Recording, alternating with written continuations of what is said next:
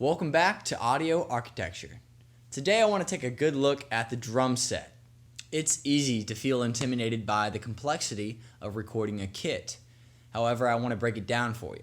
Everything you need to know about the setup right down to the placement.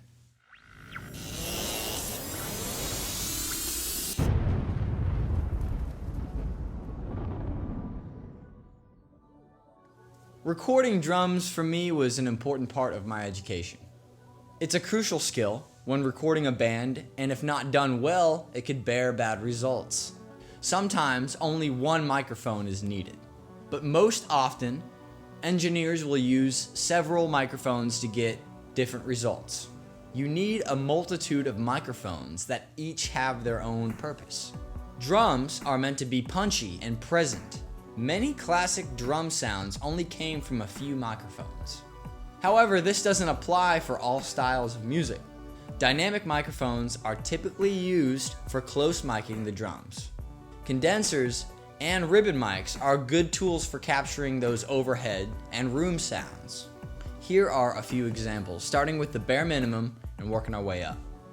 Try using a single large diaphragm condenser or ribbon mic.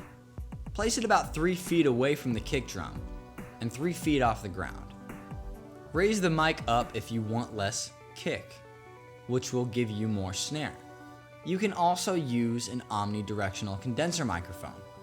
This technique involves placing the microphone a foot above the kick drum, in the center of the kit, in between the snare, the rack tom, and the floor tom.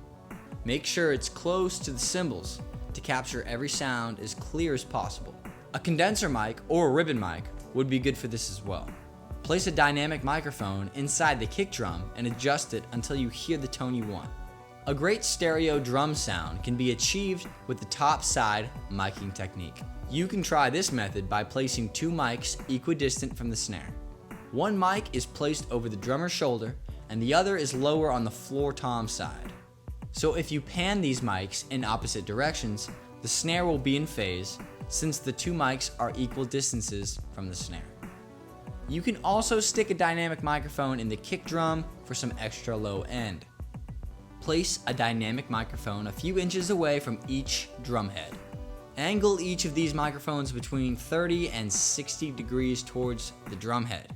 This is a great microphone technique used with drums, but it's also very time consuming. This can result in a very tight, dry sounding kit.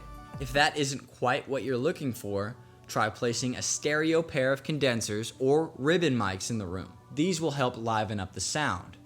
Most drummers bring their own pedals, and all pedals have a different action.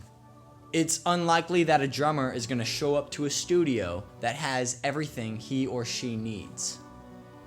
Before a session, make sure to ask the drummer if there are any specific microphones or accessories that they prefer when recording. It's a good idea to have the heads tuned prior to a band's arrival as well.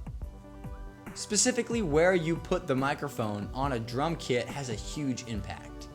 Setting a microphone closer to the rim of the tom will create more ring, while setting one closer to the center will give it more attack. Proximity effect comes into play with toms especially. Placing a mic underneath of the drum head and blending both the top and bottom sounds together is a wonderful technique used for both snare and tom specifically. Choose your preamps wisely, and don't forget to keep your cables neat and organized. Drums really give you the opportunity to be creative and to have fun with the recording process. Thanks for tuning in. We'll see you next week on Audio Architecture.